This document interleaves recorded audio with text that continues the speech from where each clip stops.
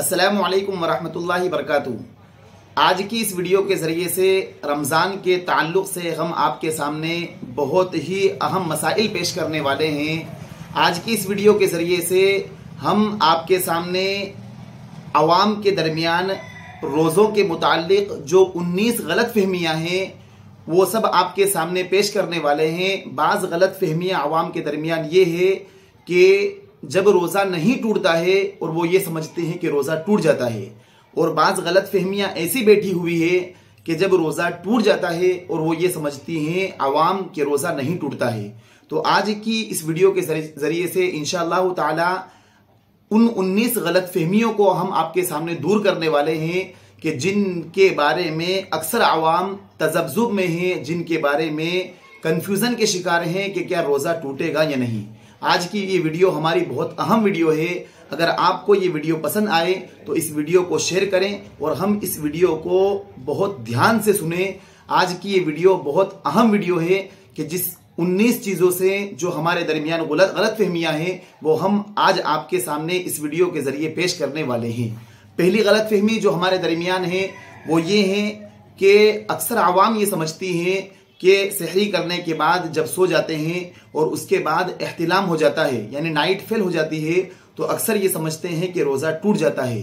हालांकि सही मसला ये है कि रोज़े की हालत में अगर एहतिलाम हो गया, नाइट फेल हो गई, यानी नहाने की हाजत हो गई, तो इससे रोज़ा नहीं टूटता है।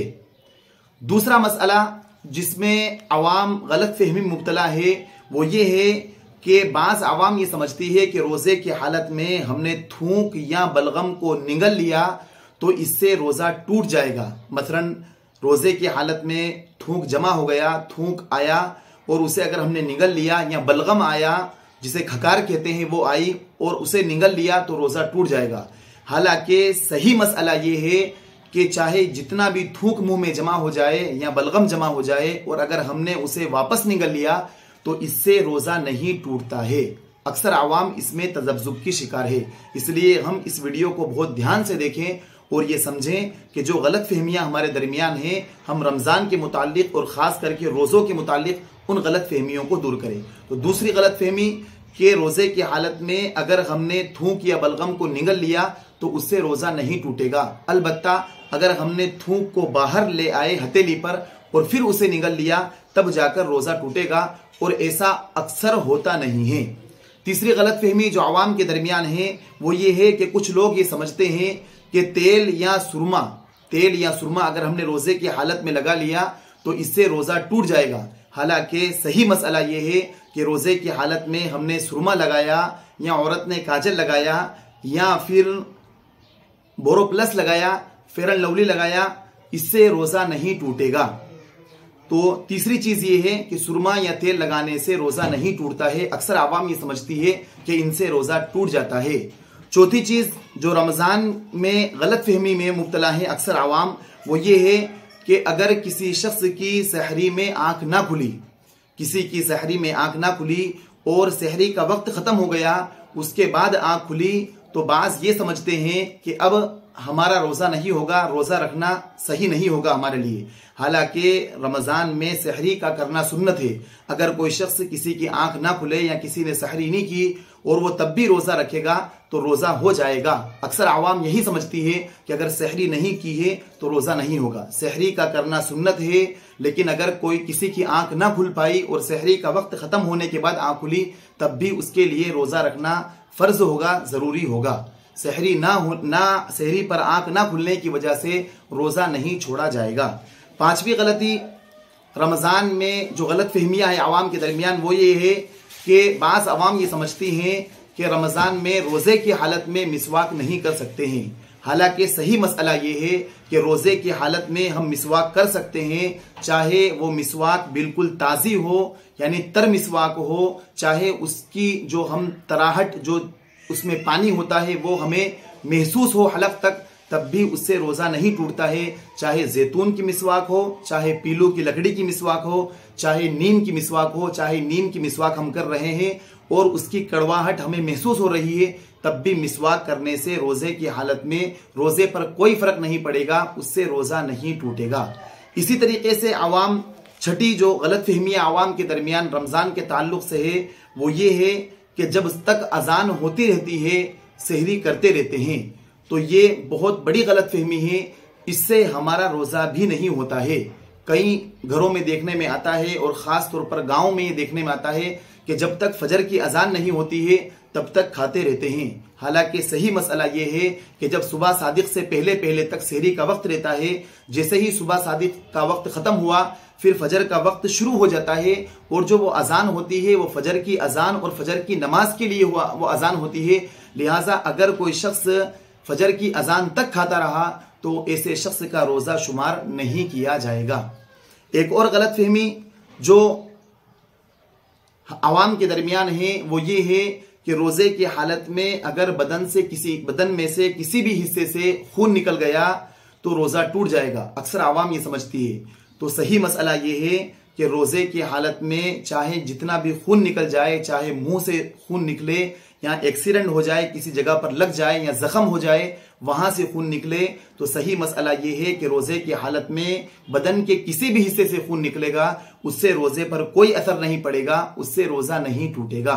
इसी तरीके से अवाम के अंदर एक और 8वीं गलत फहमी ये है कि रोज़े की हालत में इत्र या खुशबू या परफ्यूम अगर हमने सूंघा तो इससे रोज़ा टूट जाएगा। इसीलिए बाज़ लोग परफ्यूम का रोज़े की हालत में इस्तेमाल नहीं करते हैं और खुशबू नहीं सूंघते हैं। तो सही मसला ये है कि रोज़े की हालत में चाहे हम परफ्यूम को सूंघते हैं या खुशबू को सूंघते हैं या इत्र लगाते हैं तो इससे रोज़े पर कोई फर्क नहीं पड़ता है, इससे रोज़ा नहीं टूटता है। 10वां मसला जो अवाम के दरमियान जो गलत फहमी फैली हुई है वो ये है कि रोज़े की हालत में अगर कोई शख्स ठंडक हासिल करने के लिए रोज़ा ज़्यादा महसूस हो रहा है तो ठंडक हासिल करने के लिए अगर गुस्ल करेगा तो बाज़ आवाम ये समझती है कि ये गुस्ल करना मकरूह होगा, इससे रोज़ा टूट जाएगा। हालांकि सही मसला ये है कि रोज़े की हालत में ठंडक हासिल करने के लिए गुस्ल करने से रोज़े पर कोई असर नहीं पड़ेगा, रोज़ा नहीं टूटेगा और ना ही रोज़ा मकरूह होगा। इसी तरीके से बाज़ आवाम के दरमियान ये गलत फहमी है कि कुछ लोग ये समझते हैं कि रोज़े की हालत में अगर कुल्ली करते वक्त वुज़ू कर रहे हैं और हलक में पानी चला गया तो रोज़ा टूट जाएगा। हालांकि सही मसला ये है कि अगर हमें रोज़ा याद था और हलक में पानी चला गया तब तो रोज़ा टूट जाएगा, लेकिन अगर हमें रोज़ा याद नहीं था और कुल्ली करते वक्त हलक से पानी उतर गया तब रोज़ा नहीं टूटेगा। अवाम मुतलकन ये समझती है कि रोज़े की हालत में कुल्ली करते वक्त गलती से पानी चला गया तो बाज़ ये समझते हैं कि रोज़ा नहीं टूटेगा और बाज़ ये समझते हैं कि रोज़ा ही टूट जाएगा। इसमें तज़ब्ज़ुब के शिकार हैं। तो हम सही मसला ये समझें कि रोज़े की हालत में अगर कुल्ली करते वक्त वुज़ू बना रहे थे और कुल्ली करते वक्त हलक में पानी चला गया तो अगर गलती से पानी चला गया, हमें रोज़ा याद था तो रोज़ा टूट जाएगा, लेकिन अगर हमें रोज़ा याद ही नहीं था और तब हलक में पानी चला गया तो रोज़ा नहीं टूटेगा। इसी तरीके से एक और गलत फहमी रमज़ान के ताल्लुक से जो रोज़े के मुतालिक हमें गलत फहमी होती है वो ये होती है कि बाज़ लोग ये समझते हैं कि जो दूध पिलाने वाली औरत है, जो बच्चे को दूध पिलाती है, उस पर रोज़ा फ़र्ज नहीं है। हालांकि सही मसला ये है कि अगर उस औरत को सर्टिफाइड हो यानी मुकम्मल इत्मीनान हो कि उसके रोज़ा रखने से बच्चे के दूध पर कोई असर नहीं पड़ेगा, बच्चा भूखा प्यासा नहीं रहेगा, तो फिर ऐसी दूध पिलाने वाली औरत पर रोज़ा रखना फ़र्ज और ज़रूरी है। अलबत्ता अगर किसी औरत को दूध नहीं आता हो या रोज़ा रखने की वजह से बच्चा भूख की वजह से रोता हो तो फिर ऐसी औरत के लिए रोज़ा ना रखना ठीक है, दुरुस्त है, लेकिन बाद में इन छूटे हुए रोज़ों की ऐसी औरत को क़ज़ा करनी पड़ेगी। इसी तरीके से रमज़ान के ताल्लुक से बाज़ लोगों में ये गलत फहमी है कि अगर कोई सा भी रोज़ा छूट जाए तो उसका कफ़ारा देना पड़ेगा। जैसे किसी ने मुहर्रम का रोज़ा रखा या किसी ने शब बारात का रोज़ा रखा तो अगर ये रोज़ा छोड़ दें या तोड़ दें हम रोज़ा तो इसका कफ़ारा देना पड़ेगा। हालांकि सही मसला ये है कि जो कफ़ारा वाजिब होता है वो सिर्फ रमज़ान के रोज़ों पर ही कफ़ारा वाजिब होता है। इसके अलावा किसी भी रोज़े पर जो नफल रोज़े होते हैं, वाजिब रोज़े होते हैं, इनके छोड़ देने पर या इनको तोड़ देने पर कोई कफ़ारा वाजिब नहीं होता है। कफ़ारा सिर्फ रमज़ान के रोज़े अगर हमने रख कर तोड़ दिए तब वाजिब होता है।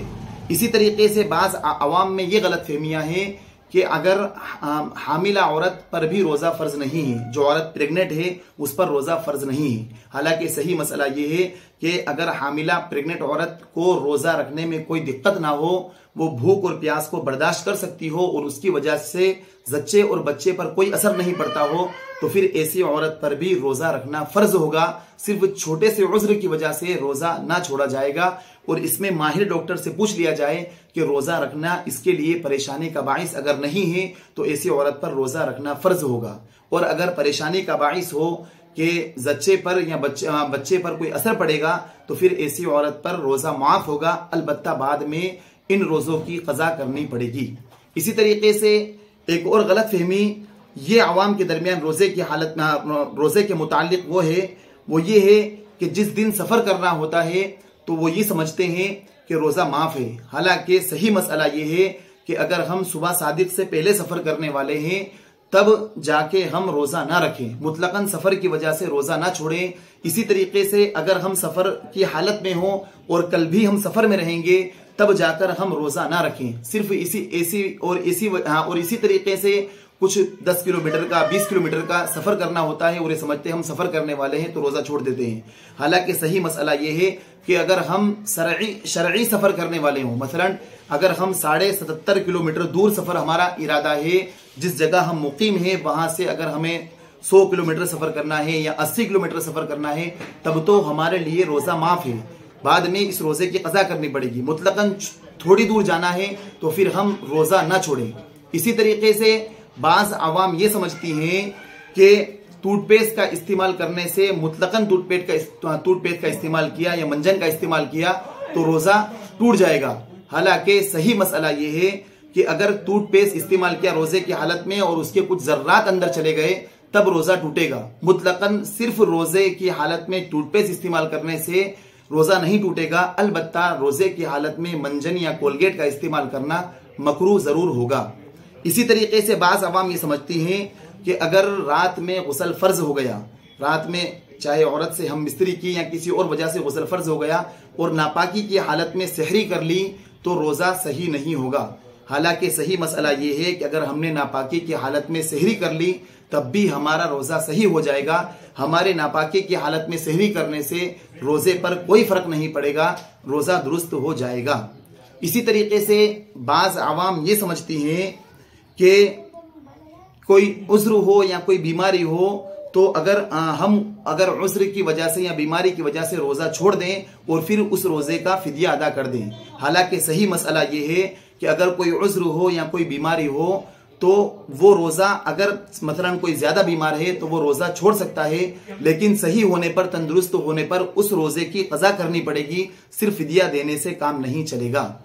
और भी बहुत सारी गलत फहमियां हैं जो हमारे आवाम के दरमियान काफी मशहूर है, लिहाजा हमने आपके सामने तकरीबन 18 या 19 ये गिनाई है कि जो रोजे की हालत में अगर हमने इन चीजों, ये गलत फहमियां अगर हमारे अंदर है तो हम इनको दूर करें। अक्सर आवाम ये समझती है कि अगर ये चीज अगर हमने रोजे की हालत में कर ली तो रोजा टूट जाएगा और ये चीज ना करी तो रोजा नहीं टूटेगा। इस तरीके से हम इनको समझें कि कौन सी चीज है जिनसे रोजा टूट जाता है और कौन सी चीज ऐसी है जिनसे रोजा नहीं टूटता है। आज की इस वीडियो के जरिए से हमने आपको तफसील से बतला दिया कि इन चीजों से रोजा नहीं टूटता है।